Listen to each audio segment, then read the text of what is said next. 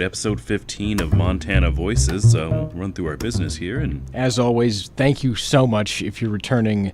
Thank you for coming back and listening again. If you're just tuning in for the first time, welcome. It's glad to have you here. If you are probably already at our website right now, which is going to be montanavoicespodcast.com.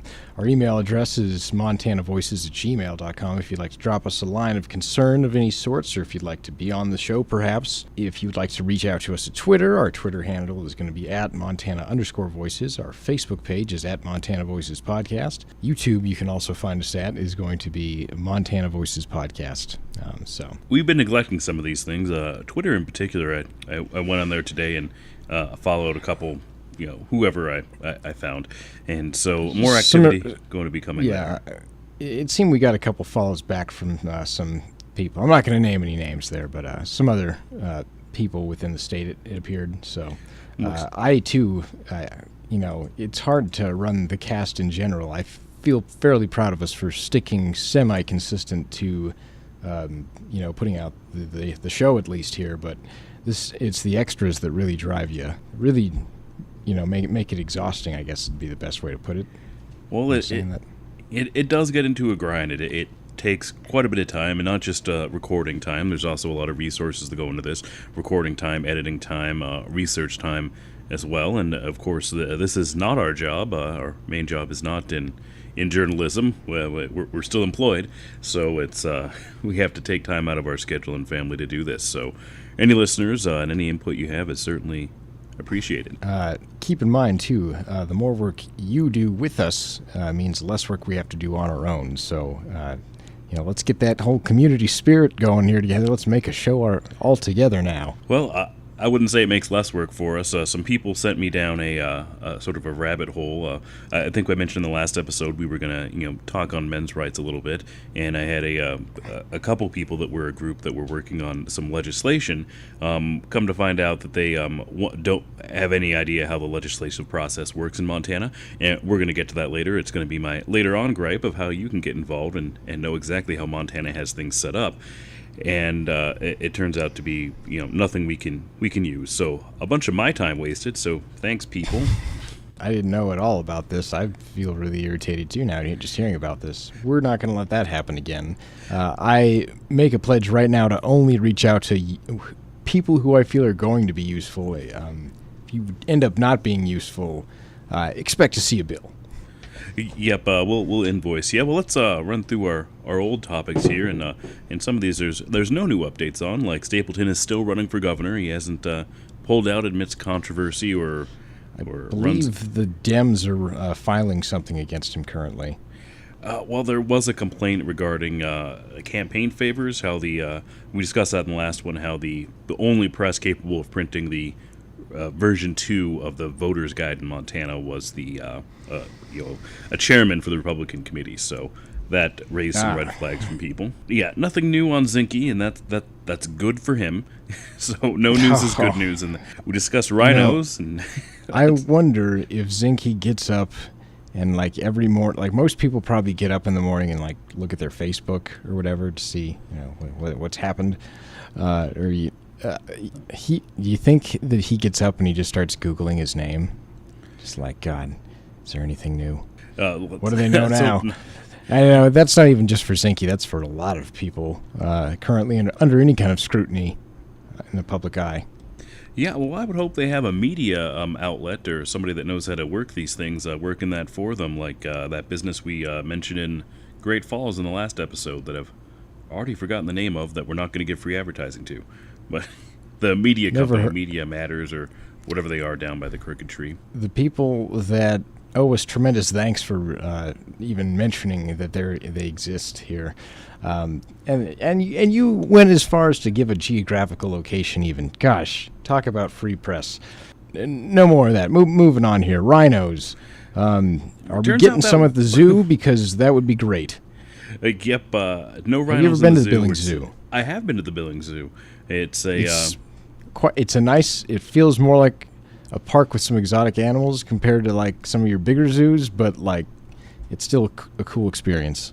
It's actually the only zoo I've ever been to, so Really? I don't have a good comparison. Well, I would highly recommend going to other zoos. However, that would consist of recommending that you go outside of the state, and I do not recommend that ever. So Yeah, there's nothing to see out there, and we're going to tie rhinos into a topic we're going to have later on in this cast regarding sensationalist news, or perhaps because I guess the infighting that we reported on the Republican Party may have not been as prevalent as certain news outlets might have wanted us to believe, because it looks like they recently handled all their differences, and there's a set agreement on rules.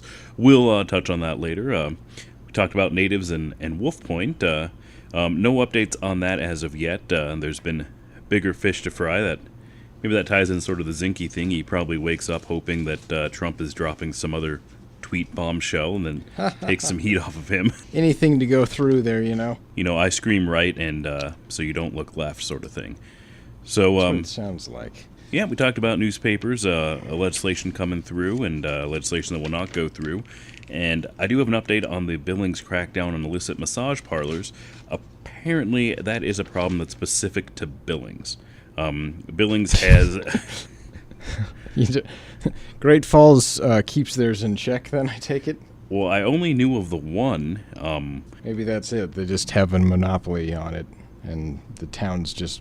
Who do they have on payroll, though, at that point? Because, I mean, somehow they became the only massage parlor in town. Somehow, there must be some of that crony capitalism or crony government that we hear in Great Falls. The good old boys are getting massages, then maybe that's what it sounds like, potentially. That's got to be it. But they had some 15 in Billings, and I was surprised at that number, and I thought he just might be talking. That is like... I mean, that's so many for any area. Does that sound like a lot? I mean, are there even that many McDonald's in Billings? There is not. How many Starbucks are in Billings? I don't have the number off the top of my head, but it's less than 15, I think. Fuck, man. Like, I mean, I can't think of anything that has 15 of something in town like that, other than gas stations. Yep, and those operate directly next door to each other. So how many of these massage parlors are right next door to each other? That's a good point. And how many drunk customers have gone into one, mistakenly thinking they're going to get one massage artist, only to find out that they walked into the wrong one? Similar to the end scene on, Wayne's World, I believe it was. I do not recall. Or Wayne's World 2. They were making fun of the Bachelor with Paul Newman. Do you remember that? Where at the end, Wayne is trying to profess his love, so he tries to break up his love gal's marriage. It's about to happen. I believe she's going to marry Christopher Walken. And I remember that. Wasn't it ripped off from the Graduate? The Graduate, that's it, not The Bachelor. The Graduate. Can't mix those two up. Anyways, in the Wayne's World one, though, like the first church he goes into, and he breaks up by like slamming on the glass, and then he realizes he's at the wrong wedding, and then he goes outside, and he looks at the sign, and it's like the Second Presbyterian Church, and he looks across the street, and across the street's the First Presbyterian Church. Classic. So, which I gotta say has happened to me in town, because that is something that we do have more than 15 of in town, is churches, I believe. And all right, only business that's more prevalent than massage parlors and Billings. Sorry to go off on a tangent there. Hope we still have some listeners. I hope we... But that's interesting. 15, they say. And I thought Billings was really working to clean up, because Billings...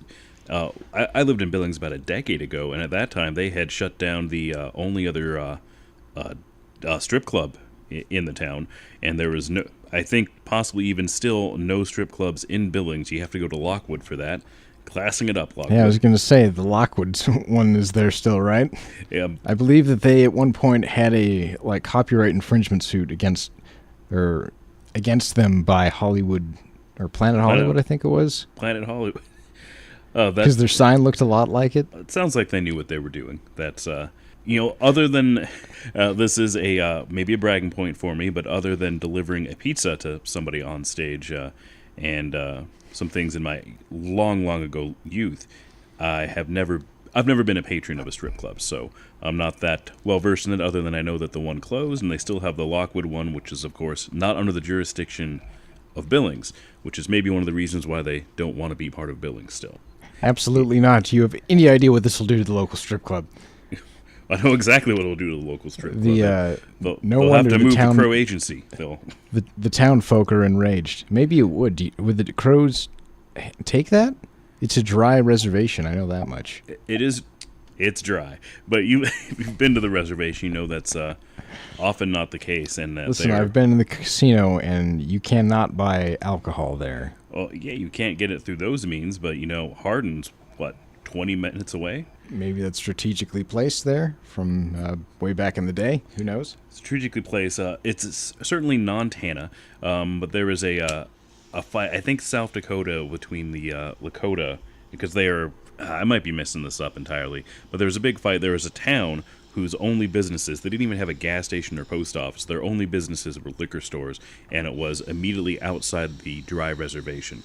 And that made the reservation pretty unhappy with these people, and it was always a source of contention. And they shut them down, and I think they're back. But,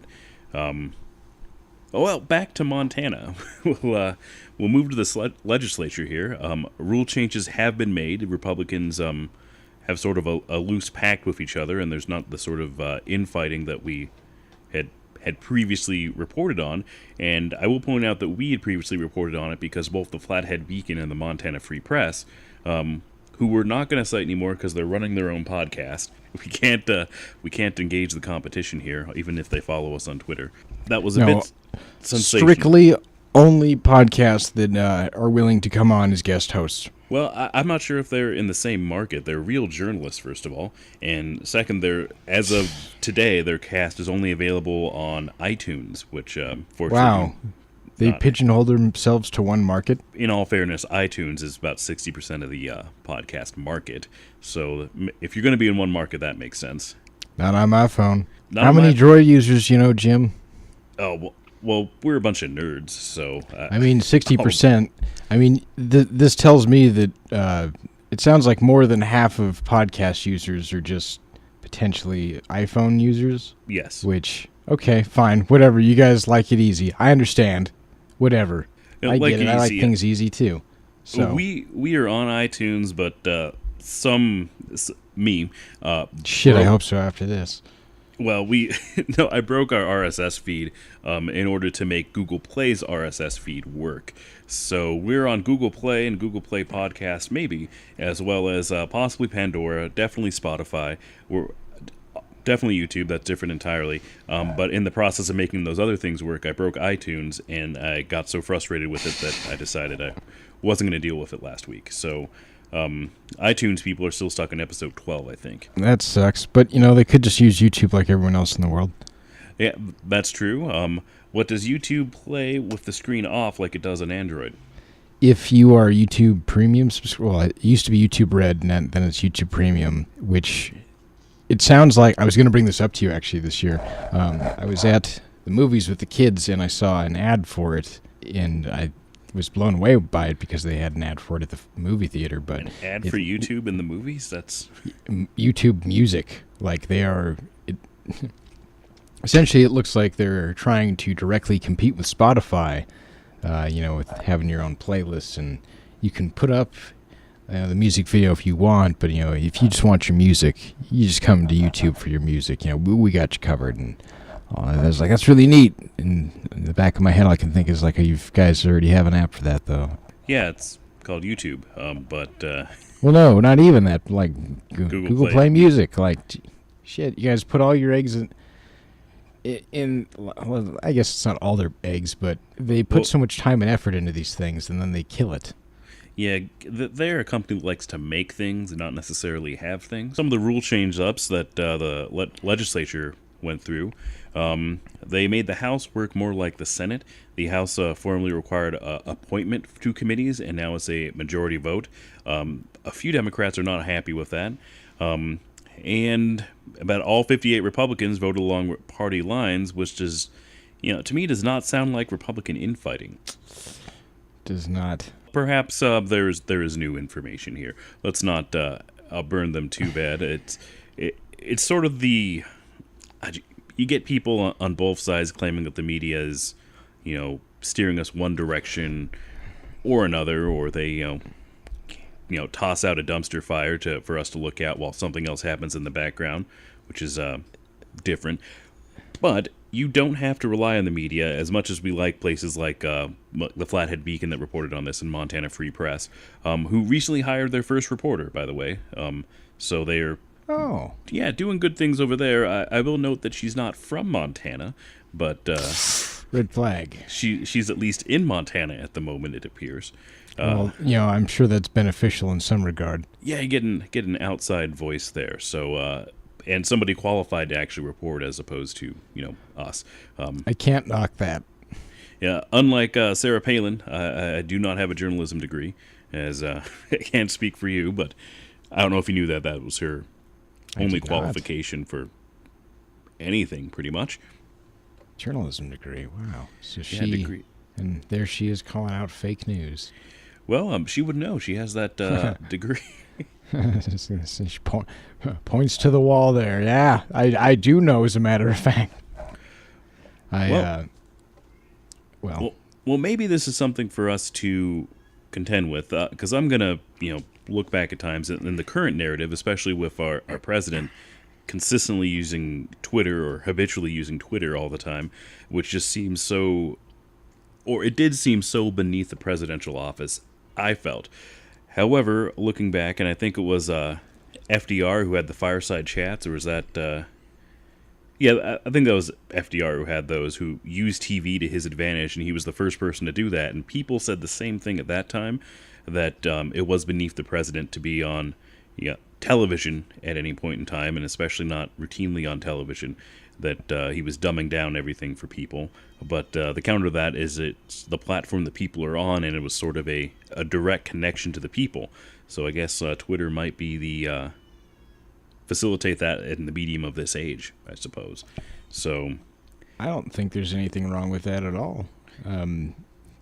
You see the same with people trying to condemn like technology use with kids these days, and it's something I don't understand. That really, I feel that they should be embracing that kind of change for the kids, because the technology is going to start coming in. Any way you look at it. The Common Core, Bryce. The Common Core. Well, that's different entirely. That's not technology. That's a conspiracy, I feel. We can get into that on the conspiracy episode. But coming up, education, maybe 16 or 17. Indeed. We'll get a whole lot of viewpoints on that. But where was I going with that? Well, with technology and the children. Anyways, technology. Well, yeah, in the same sense, though, like the kids need to learn what's going to be relevant, and in the sense you need to stay on the platform that's going to be relevant, because it's going to be what's relevant. So, why anybody that stays specifically to just print newspaper is not going to, stay very far and very relevant.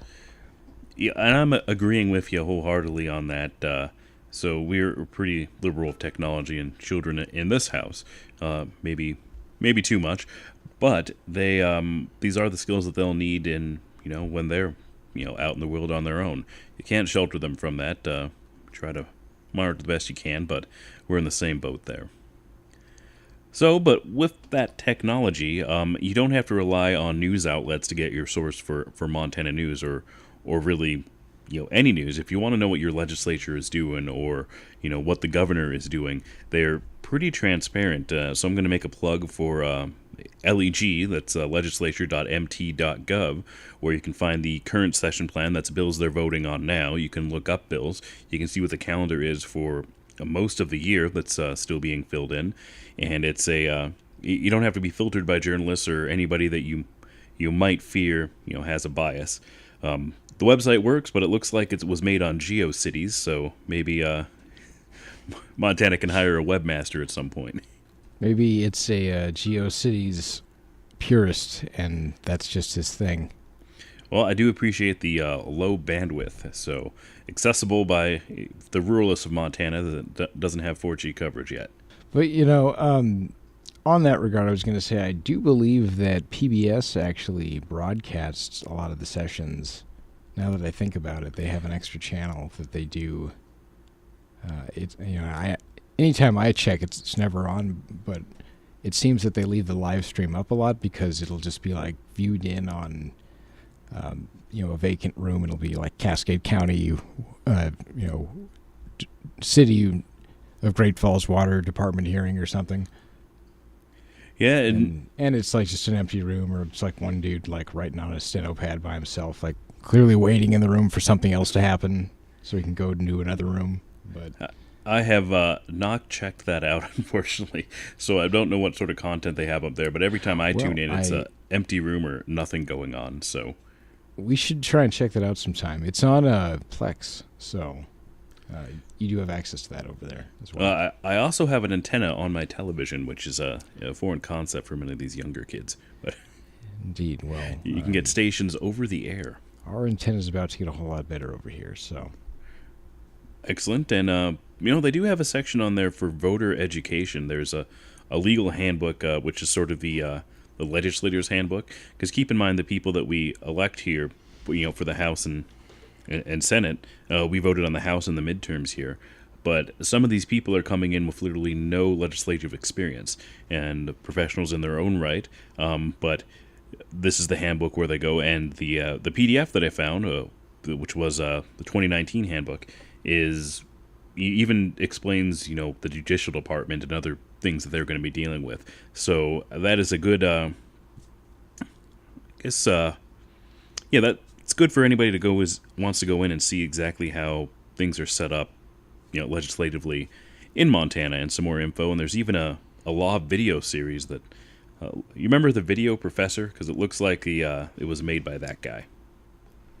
The Video Professor. It was in the 2000s, and you can get a Video Professor on how to use Windows XP and how to use Excel. This balding guy showed you how to use it, and you can join the modern age at that time. I can't say that I recall that series specifically. Well, if any of our listeners are old enough to remember that, be sure to comment on that and do a shout-out, and if anybody learned from it, that'd be interesting to know, too. We would love to hear from any and all. Unless you're going to lead me on a goose chase about men's rights. So, barring those people. I'd love to hear more on that. I really hope that we at least now have I really hope someone just comes on to just state the case for men's rights.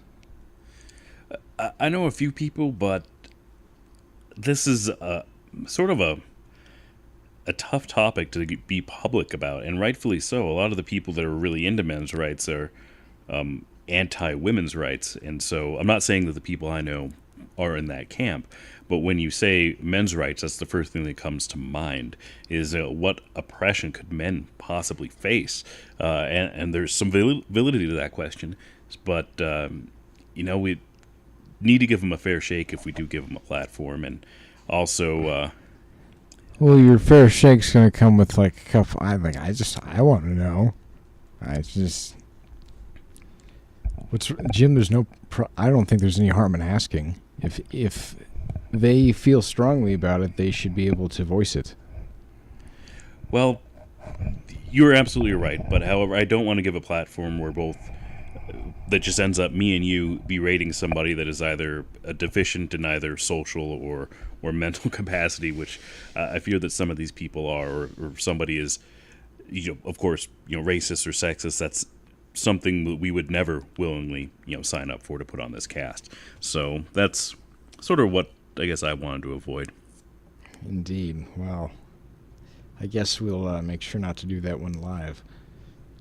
Yeah, well, we won't. You don't want to say heavily edited, but maybe scrap the whole thing if it comes to that. But back to more pressing matters. We've got a budget to work with. The legislature's starting on the 2019. The check came in the mail. Well, not from the federal government. It hasn't. So. Ooh, ouch. Still shut down. Maybe they could take a cue from how we do things here in Montana.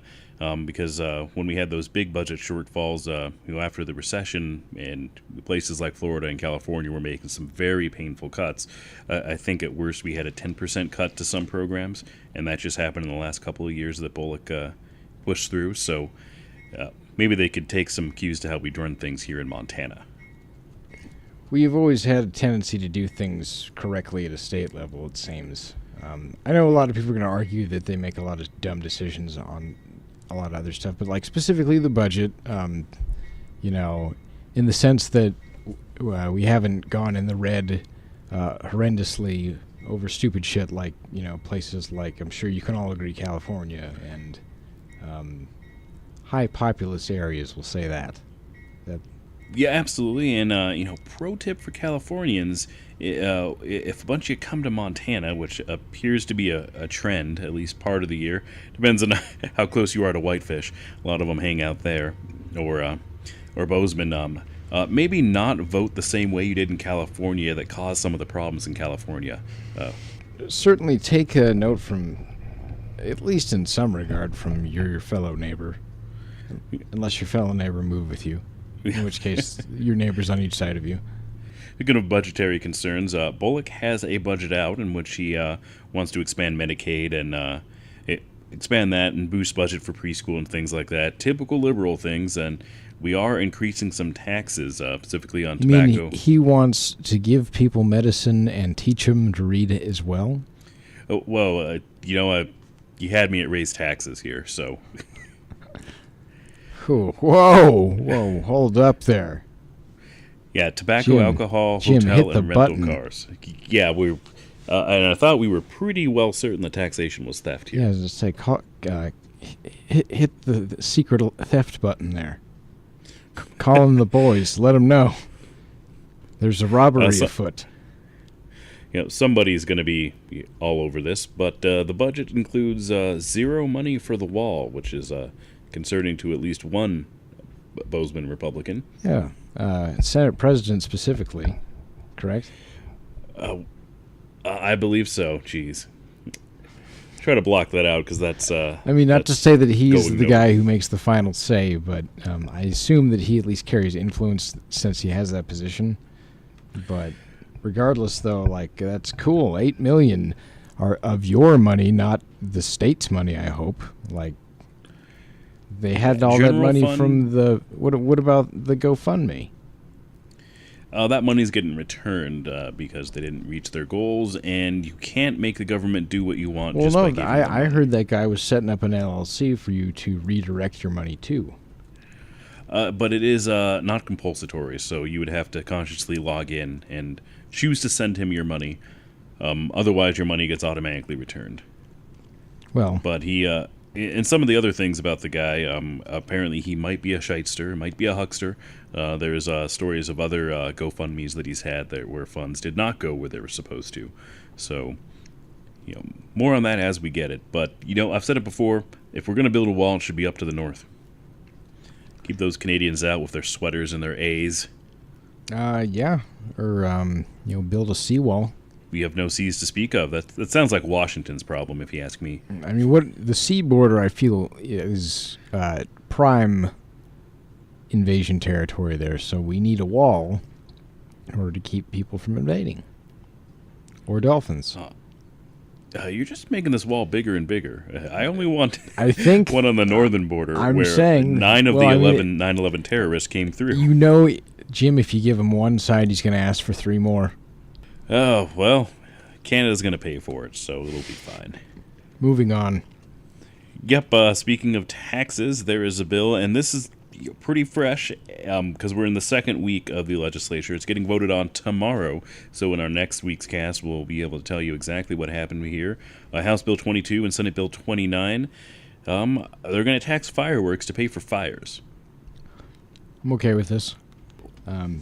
You're adding some. Well, no, I'm not because they're taxing. But I mean, that's what I'm saying. Is that's the purview of fire departments is to fight fires, regardless of.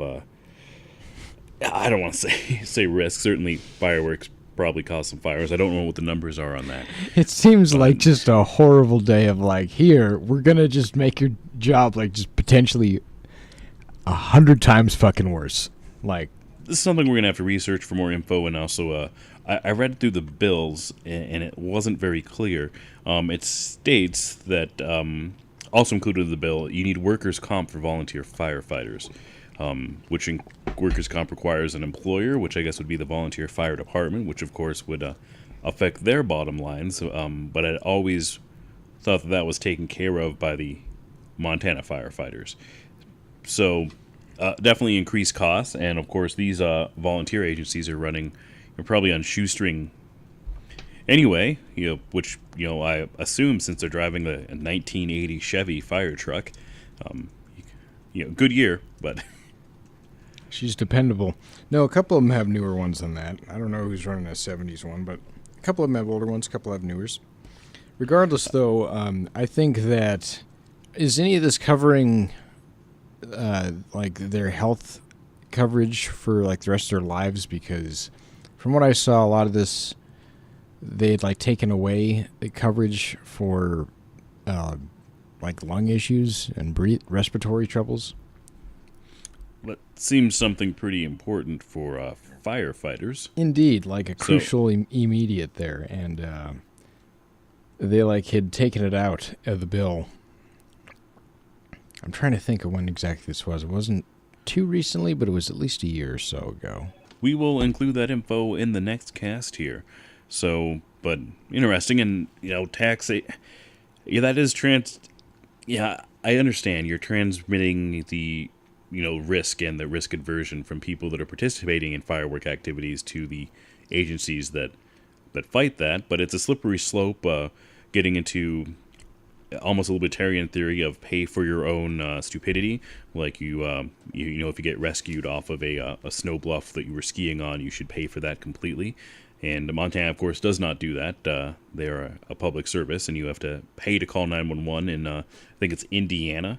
I could be wrong. We'll have to look that up as well. So paying for your own risks is something I'm against for somewhat obvious reasons, Bryce. Indeed. I'm sorry, I just saw something that just about gave me a heart attack there of laughter. I'll tell you later. Jeez.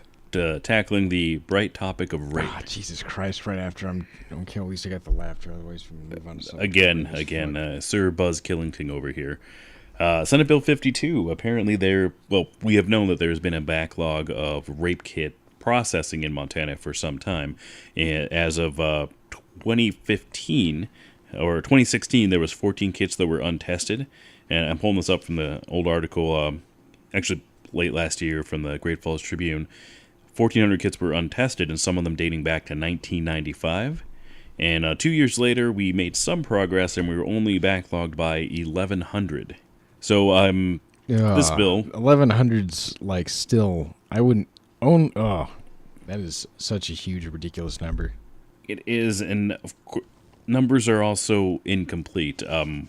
I can't tell you how many rapes there were in Montana, and if this is a large number percentage-wise, or if this is all of them.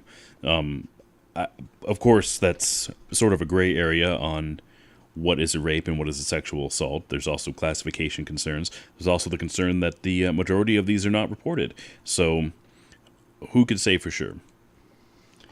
But I'm worried that the bill, as it's written, it provides for mandatory submission of rape kits to the Montana Crime Lab, and it establishes a tracking system to handle those or to keep track of them. And it does have a provision for if the victim does not want to report it or they want to remain anonymous. That is an option, but even though that is put right there, I'm worried that sometimes things will not get reported because of the automatic submission. So it's sort of a fine line, I suppose, that we're on here. But we got to get some people involved on this to get it taken care of. Well, Tim Fox is shedding some light on it. He's made it a campaign point. So, good. Attorney General Tim Fox. Well, he's running against Bullock, right? I'm not sure if we have that down yet. So, well, you said campaign, right? Yeah, well, he's gearing up for his next campaigns because Attorney General. I does see. Go in the general that is, election. Elected. Okay. Yep, that is not appointed. So he's shed some light on this on the past, and it's made it one of his big causes. And well, one of the things is we've already received 3.2 million to handle the backlog. And from what I understand, that 3.2 million looks like it processed some 300 kits, 1,400 to 1,100 in 2018. Of course, there's new submissions in there as well, so I'm not sure how many were submitted. But that money's gone to something, and now they're saying they need more to handle these. Jeez. Well, hopefully Sim Fox can get this handled here soon. We need to get that. Well, Ugh. you're right. Well, let's run into, I guess, our final topic here, which it's hard to have something lighthearted and entertaining after that, but we're going to move into raw water. And I've said it before, and you can take my raw water from my cold, dead hands, Bryce. Which, okay, I'll just wait like a little bit because it'll happen sooner. I'll probably wait until I'll probably splash you off with a little bit of raw water first. Get some of the dysentery off of your corpse. We live in the modern land. Dysentery, I don't know if I've got dysentery. I have gotten sick before, presumably from raw water. Presumably? Really. Do tell. Go on. Yeah, it could be, or it could be Taco Bell. It's impossible to differentiate without the medical department in on this. So I possibly have gotten sick off of raw water before, and it might have something to do with the water or the fact that it sits on top of my fridge in a 5-gallon container for as long as it takes me to drink it, which is usually a week or so. So that's possible as well. It's room temperature water, perfect for pathogens. So any small things that are in there probably multiply. Yeah. So it's healthy. No, it's not. Not with all them pathogens in there. How sick did you get? Like, how many days were you sick? I didn't take any time off. I just plowed through it, and I think that's about as graphic as we need were to get. You here. okay? One question though: the whole time you were sick, how did you cure yourself? Did you stop drinking raw water, or were you continually drinking raw water as you were sick? It's continually drinking raw water. Okay, well, you took the George Carlin method there. You built an immunity to it. Yep. So let's back up and explain what raw water is. It sort of is a movement started by some hippie in Colorado or something, and they sell water that costs up to $45, $50 a gallon in special glass things. Yeah, that guy's crazy. Don't do that. I'm talking about raw water, mountain spring water. We have great water outside of Helena. I forget what that spring is called, but it's literally the side of the road. It's just a pipe sticking out in a little brick enclosure. And that, I think, is the best raw water in the state. However, the other one, which does explicitly say not for drinking on it, outside of Paradise, Montana, is also good. That's possibly the stuff that got me sick. Did you drink from it? If you can get action... yes, I drank from it. After reading the sign? No, it just said your own risk, and of course, all signs say that. They got to cover their liability. I think it was I'm not sure exactly what the source is. Maybe a spring, and it's on the other side of the railroad, so the railroad probably had to put it in to not interrupt a spring or something. So they got to put something up for liability. I'm not sure, but probably because of all the potential contaminants that can happen at any point along a stream with a rail line. I'm pretty left in all regards, but that is one thing that I am somewhat in support of is a pipeline, just for the sake of safety. I know it's a very touchy topic. However... we're getting a pipeline regulation. Interesting. We'll be coming back around on that topic here soon enough, I feel, because it sounds like Keystone's wanting to ramp up on it. So, we'll just to give people a preview, I guess, for an upcoming impending episode, I'm sure, when Keystone lawyers ramp up, get ready for round number, whatever this is, But, imagine we'll see more of an issue once actual gas prices increase and there's more money in this, perhaps. Exactly. That's what I'm thinking. But until that point, though, rail line is king in this area. And rail line is also potential to rail failure. So if that is anywhere near a stream bed of any sort, water plane, whatever the hell you want to call it, water table, they'll clean up what they can, but it's still fucking oil and bushes and shit. Like, or whatever Yep, they and, may be transporting at the time that spills. I don't know if there have even been any spills recently, but I do recall Well, not too long ago they dropped some Boeing chassis in the river. I believe they're still there, Are they as I really? recall. Yep, it turns out that's a hard area to get things out of, I would imagine so. which is probably why they went through rail. Wasn't that in East Glacier? Or Yes, am it was up in, I want to, East Glacier or like around that Libya area. No, it's North Libya, isn't it? Yeah, I've seen some pictures down low from the river down there, which is scary. I don't know if you've seen the Libby River, but if you go there and you're down, especially right outside of Libby where they have the walking bridge that goes over, great view, great time over there. But there's all sorts of sign that tells you how dangerous the river is, and then to cement it in, there's people that put up memorials to people that actually died there on the sign. So it's really grim. legitimately very dangerous. Well, yeah, and just looking at it, it's dangerous. There's like in one spot, there's a little peninsula, and of course, I think that's what you call a little inlet, and it looks like a circular buoy, and it looks like it'd be super nice to swim in. However, it was middle of winter when I was there, and I could see ice chunks going through it from where I was. And of course, when you have a little inlet, the water usually spins the opposite direction to the flow of the river, but dumps you back in the river. But in the middle of it, there was another countercurrent going the other direction, going with the river, against the grain of the other water that was going against the river. So looked very dangerous. But although I can see how it would look like a good space to swim, but I'm never going to do it. Yeah, I don't do river swims really for that exact reason, like standing water only.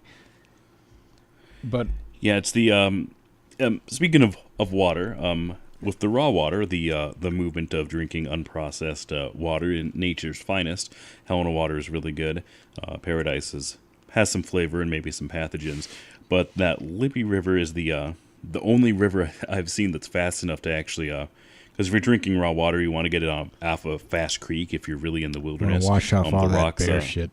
Yeah, wash that off, and the moss and the beating on the rocks down fast creeks helps to purify it. So that's the standing water is definitely what you don't want.